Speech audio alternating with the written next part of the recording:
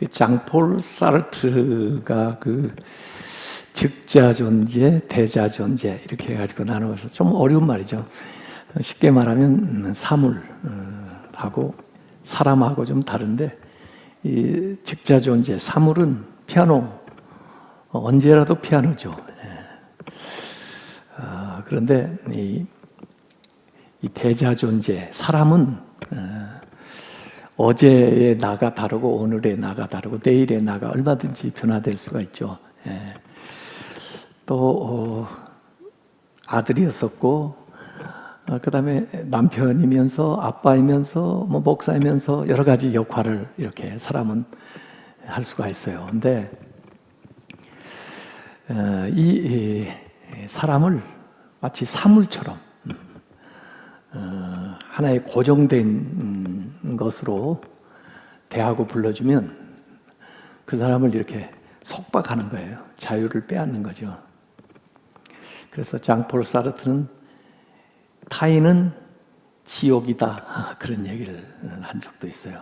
그러니까 사람을 사물로 대하면 그 대상화 되게 되면 그의 자유와 또 그의 가능성과 이 모든 것을 빼앗을 수가 있다는 거예요. 그래서 우리의 어머니도 우리 아버지도 자기의 이름을 가지고 있다는 거, 그리고 얼마든지 여러 가지 다른 역할 또 삶이 있다는 것을 이렇게 한 번씩 인식하는 건 필요하겠다, 그런 생각을 했습니다. C.S. 루이스, 그분이 쓴 네 가지 사랑이라는 책이 있습니다. 사실은 그 네 종류의 그 사랑을 설명을 하는데, 지난주에 제가 아가서를 이제 말씀드리면서 주로 에로스 사랑, 남녀 간의 사랑을 얘기를 했고요. 그 밖에 스토르게 사랑이 있습니다. 이 스토르게는 애정, 부모의 사랑이라고 볼 수가 있죠. 그런가 하면 또 필리아, 우정이 있어요. 친구들 간에. 그리고 하나님이 우리를 사랑하시는 아가페 사랑이 있습니다. 근데 다 좋은 이야기지만 결국에는 그 C.S. 루이스는 모든 사랑이 아가페 사랑으로부터 비롯돼야 되고, 또 아가페 사랑을 통해서 점검을 받아야 되고, 또 부족한 부분을 이 아가페 사랑으로 채워져야 진짜 사랑다운 사랑이 된다는 얘기예요. 그게 에로스 사랑이 됐든 스토르게 부모의 애정이 됐든 그 마찬가지라, 그런 이야기를 하고 있습니다. 그래서 오늘 저는 그 부모의 애정에 대한 이야기를 해봐야 되겠다, 그런 생각을 했어요. 우선 그 C.S. 루이스의 그 책이 쉬우면서도 좀 어려워요. 왜냐하면 그분은 영문학자인데 그 영어를 아주 정확하게 구사를 하거든요. 이 단어를 많이 안다는 것은 그 상황에 꼭 맞는 말을 가져다가 한다는 이야기거든요. 물론 아이들 단어 뭐 한 1000개 가지고도 말을 다 할 수 있죠. 그렇지만 정확한 표현이 좀 어렵거든요. 그런데 이 C.S. 루이스는 정확한 표현을 하는 반면에 그걸 번역하는 분이 그걸 그대로 잘 반영을 해서 번역을 하면 쉽게 읽히는데 그게 어렵거든요. 그래서 그 책이 좀 어려워 보이는데, 우선 그 사랑, 네 가지 사랑을 크게 두 가지 방식으로 표현을 해줘요. gift love, 선물로서의 사랑, 주는 사랑이죠. 사실 하나님의 사랑은 gift love예요. 주는 사랑이에요. 언제라도. 근데 그것만 있는 게 아니고 need love, need, N-E-E-D. 이걸 한국말로 번역해 놓은 책을 보니까 필요의 사랑 그렇게 번역해 놓은 분도 있고 받는 사랑 그렇게 번역해 놓은 것도 있더라고요. 근데 그 번역이 참 마음에 안 들어요. 왜? 그 표현을 제대로 설명을 못 해주는 것 같다. Need love. 내가 뭔가 결핍이 되어 있기 때문에 요구되는 사랑이거든요. 그래서 요구하는 사랑이든지 결핍되어 있는 사랑이든지 그런 개념이 need love에 들어가 있어요. 이건 우리 모든 인간이 다 경험하는 거예요. 연인들 간에도 그렇고 자식들만 need love가 필요한 게 아니라 사실 부모도 이 사랑에 갈급해 하거든요. need love. 오직 하나님만 gift love 주시는 분이에요. 우정도 마찬가지고 친구들 간에 주는 사랑이 있는가 하면 받는 사랑이 있고 그렇죠. 그래서 그 부족한 면을 이 아가페 사랑으로 아가페 사랑의 기원에서 진행이 되지 않으면 마른 사랑인데 때로는 폭력이 될 수가 있어요. 그 C.S. 루이스가 그 피제트 부인 이야기를 하고 있는데 이 주는 사랑이 어떻게 잘못될 수 있는가 하는 걸 좀 보여주는 예인 것 같아요. 근데 이 피제트 부인이 죽은 후에 오히려 가족들이 가정 분위기가 밝아졌어요. 남편은 더 자주 웃게 되었고요. 지저분하고 심술궂은 꼬마로 생각되었던 작은 아들은 더 점잖해졌고요. 잠잘 때를 제외하고 집에 있지 않던 큰 아들은 이제 집에 있으면서 정원을 가꾸는 일도 하고요. 언제나 그렇게 허약해 보였던 딸은 전에는 엄두도 못 내던 자전거 교습도 받고 밤을 새워서 춤을 추기도 하고 또 테니스도 가서 치고 심지어 그 집에 있는 개조차도 이제는 길거리를 돌아다니면서 그 동네에서 유명한 개가 됐답니다. 도대체 무슨 일이 있었던 건가 하고 묻고 있는 거죠. 사실 피제트 부인은 지금까지 오로지 가족을 위해서 산다고 열심히 살았어요. 사실 좋은 어머니고 훌륭한 아내로 이 얘기할 만한 분이에요.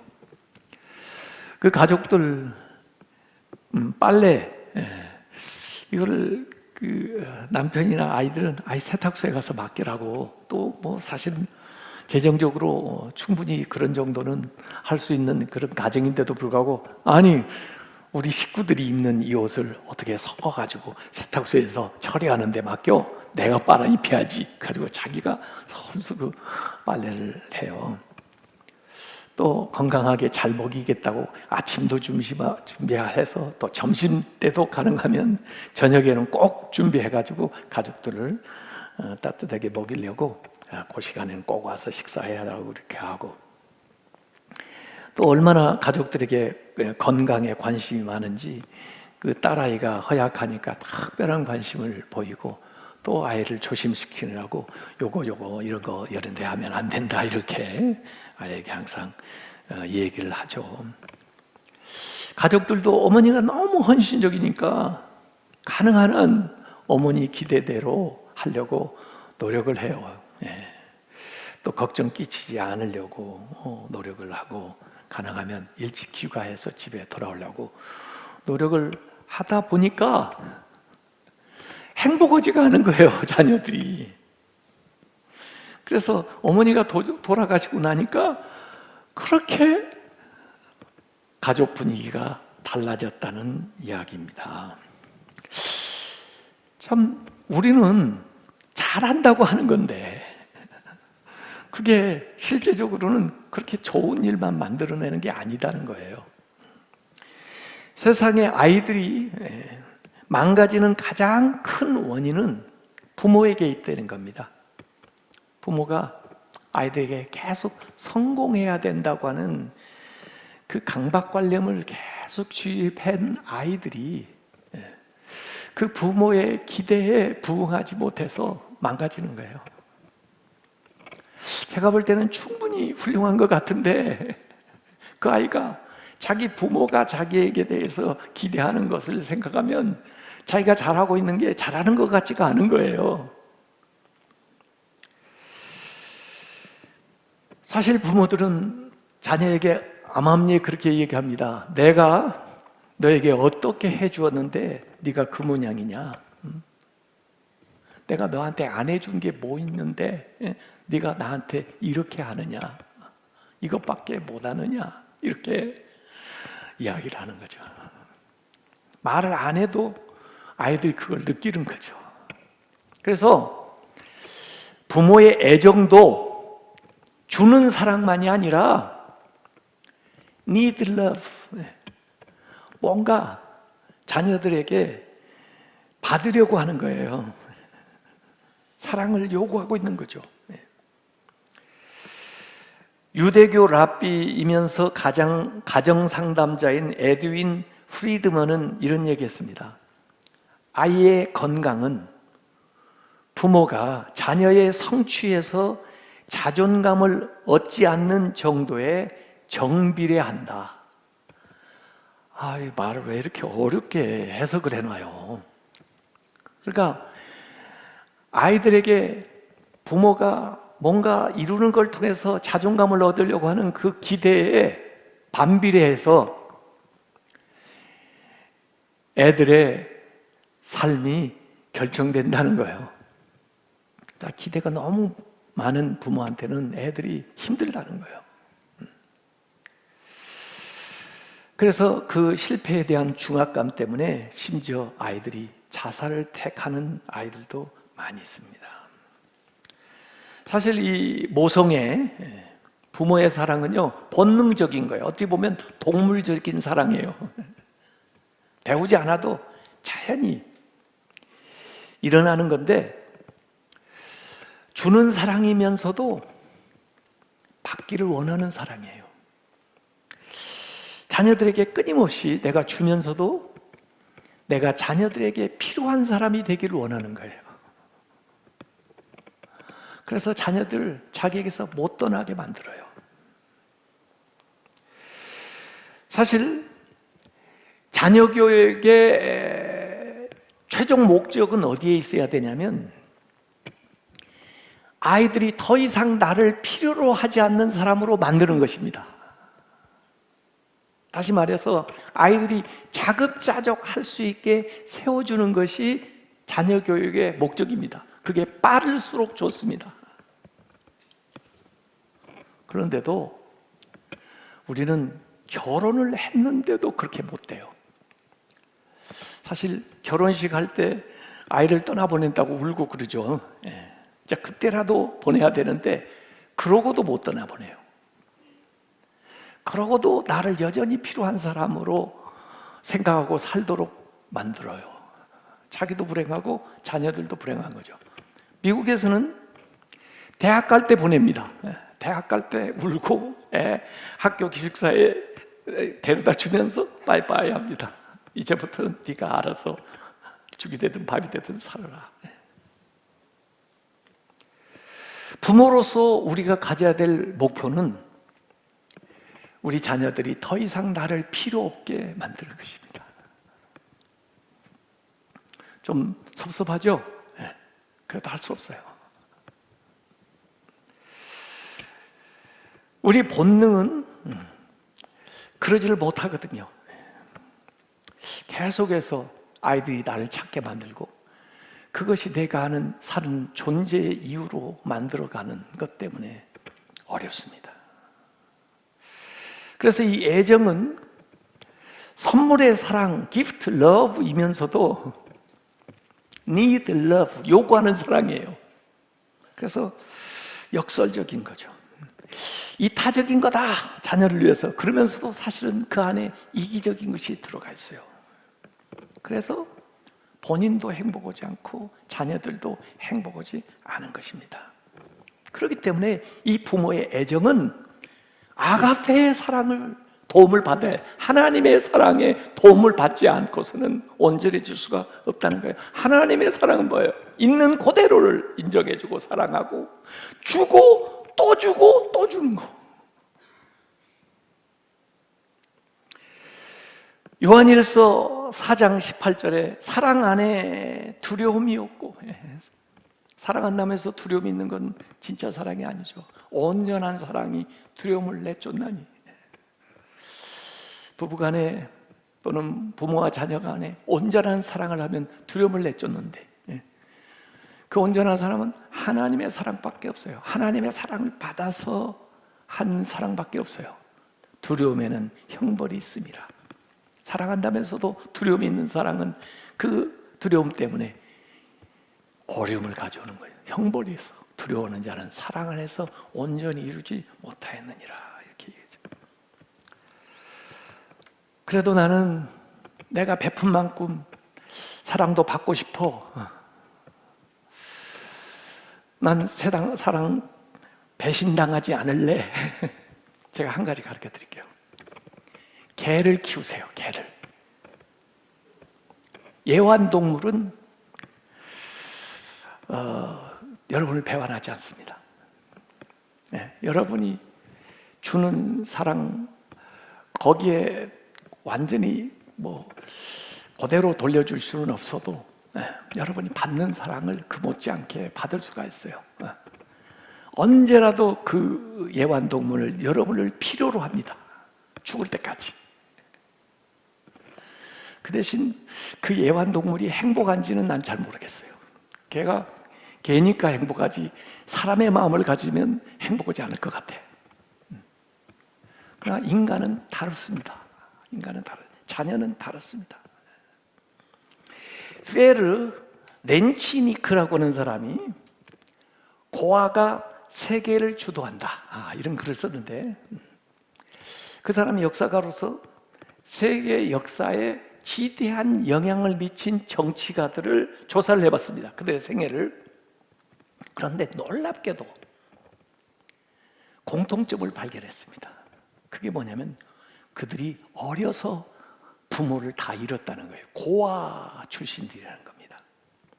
알렉산더 대왕, 줄리어스 시저, 영국 찰스 5세, 프랑스 루이 14세, 미국 조지 워싱턴, 프랑스 나폴레옹, 영국 빅토리아 여왕, 이스라엘 골다 메이어 총리, 심지어 히틀러, 레닌, 스탈린, 에바 페론, 피델 카스트로를 비롯한 300여 명의 세계적인 지도자들이 어려서 부모를 다 잃은 거예요.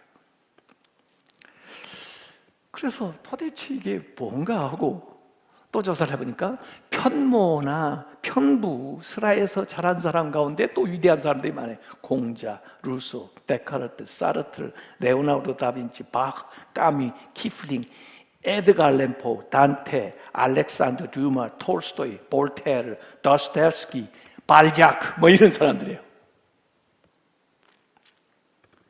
그래서 제가 이걸 읽으면서 자식이 위대하게 되려면 내가 빨리 죽어야 되겠구나. 그래서 실제로 아버지가 자식에게 줄 수 있는 최고의 선물은 일찍 죽는 것이다. 죄송해요. 살아있는만 못한. 실제로 우리 선교사님들 많이 보내지만은 선교사님들이 알고 있는 선교의 최종 목적이 뭔지 아십니까? 그 자신이 파송받은 그 지역에서 더 이상 선교사가 필요 없게 되는 것이 선교의 최종 목적입니다.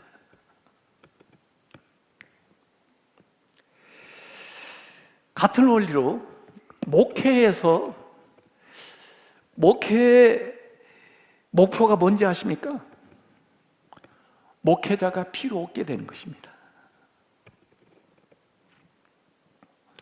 유진 피터슨이라는 목사님은 그런 얘기했어요. 목회자가 된다는 거, 목사가 된다는 건 뭐냐? 불필요한 존재가 되는 것이다, 이거예요.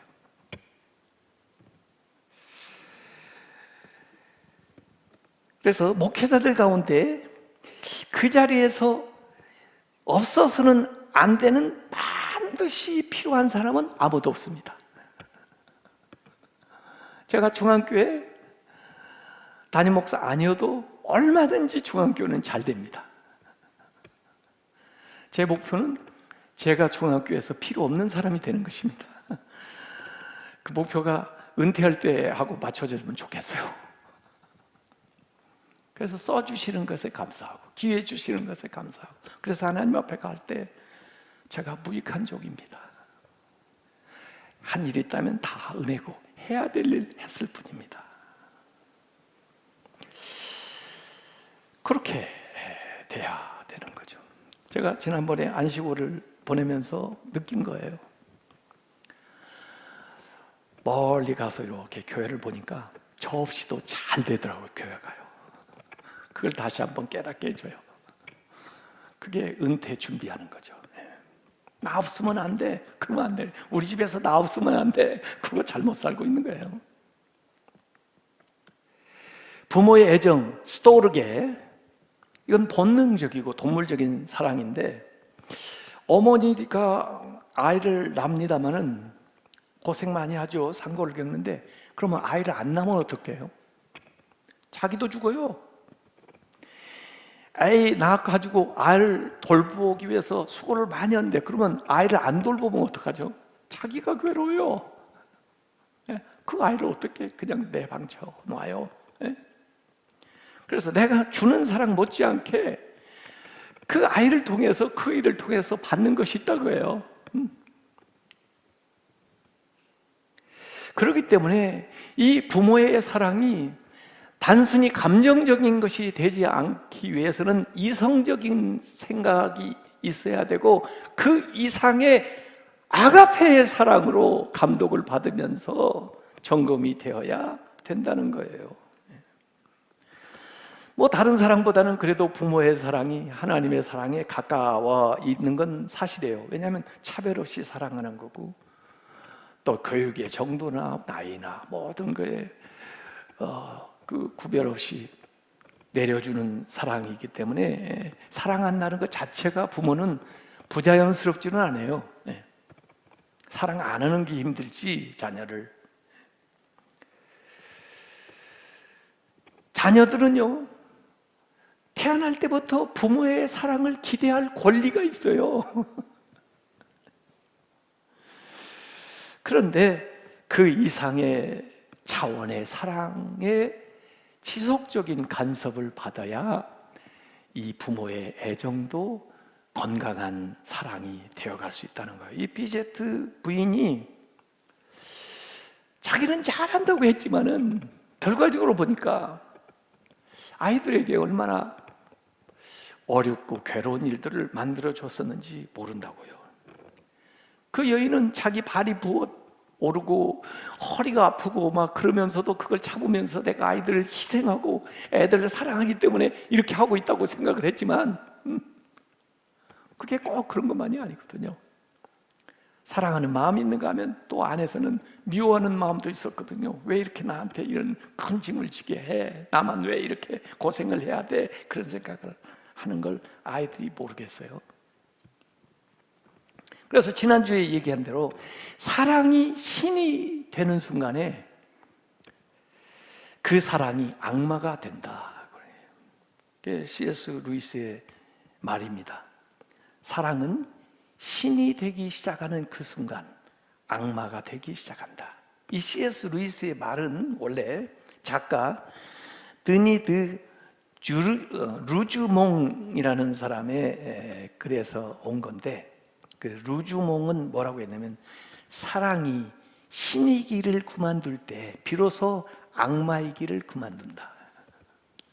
하나님의 자리에 사랑이 올라가 있으면, 절대화되어 있으면 계속 악마 짓을 한다는 거예요. 저는 요새 이제 시간 나는 대로 고전 문학을 읽어요. 옛날에 읽었던 거 잊어버린 거 다시 한번 읽어보고, 또 읽고 싶었던 거 다시 찾아다가 읽어보고 그러는데, 고전 문학이든 현대 문학이든 대중 가요든 무엇이든 간에 전부 에로스가 신이 되어버렸어요. 에로스 사랑이 신이 되어버렸어요. 그러니까 아주 불행한 결말들을 만드는 거예요. 처음에는 좋아했다가 미워하고, 그리고 다투고 시기하고, 그리고 불성실하고, 그래서 죽이고 또 죽고 전쟁 나고, 전부 사랑이 개입이 안 되는 게 없어요. 근데 그 사랑이 왜곡되거나 잘못되거나, 그 사랑이 지상주의처럼 절대화되기 시작하면서부터 모든 불행한 일들이 거기에서 벌어져요. 그걸 문학도 다 알고 있고 대중 가요도 다 알고 있어요.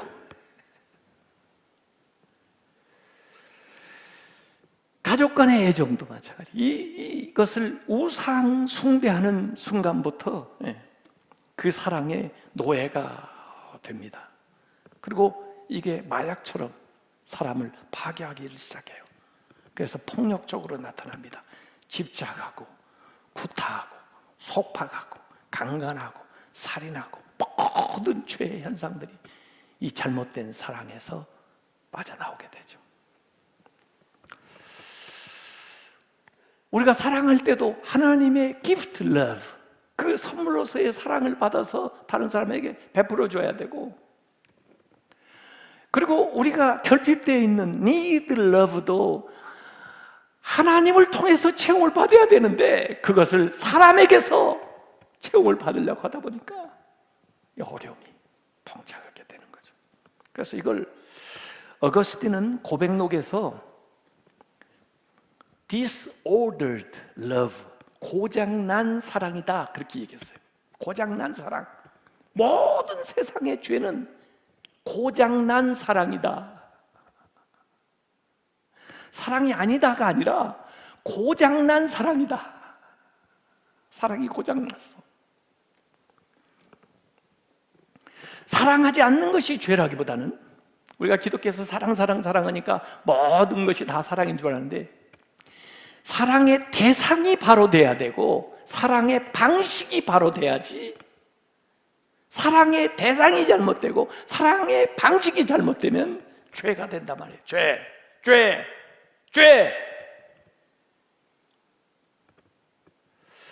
그 고장난 사랑을 고칠 수 있는 유일한 방법은 하나님의 사랑을 받는 방법밖에 없어요. 그런데 세상이 그걸 알긴 합니까? 그렇기 때문에 말은 사랑인데 사랑 때문에 온갖 죄악이, 불행한 일들이 난무하고 있는 것입니다. 우리가 만약에 진리보다 자기의 평판을 더 사랑한다면 거짓말을 할 가능성이 커져요. 자기 가족보다 돈을 더 사랑한다면 바쁘기 때문에 자녀들 돌보지 않을 가능성이 더 커져요. 하나님보다 가족을 더 사랑한다면 그 가족들을 질식할 가능성이 더 커져요. 이 고장난 사랑이 언제나 불행과 붕괴로 귀결이 됩니다. 사랑하지 않는 사람은 아무도 없습니다. 역시 예배하지 않는 사람은 또 아무도 없습니다. 자기가 사랑하는 것을 예배하기 때문에. 심지어 무신론자들도 하나님은 안 믿을지 몰라도 재물을 신처럼 모십니다. 권력을 신처럼 모십니다. 향락을 신처럼 모십니다. 그에게는 그 재물이 종교예요. 그 향락이 종교예요. 그 권력이 종교라고요. 그건 우상숭배입니다. 애굽에서 나와가지고 미디안 이 시내 광야에서 모세가 산에 올라간 사이에 사람들이 아우성입니다. 그래서 아론이 금붙이를 가지고 금송아지를 만들었어요. 그리고는 이게 신이다. 이게 너희들을 인도한 하나님이다. 그 금송아지가 신이 되는 순간 거기에서 불이 나와서 그 모두를 살라버렸습니다. 하나님 안 믿는다고 아무것도 안 믿는 게 아니에요.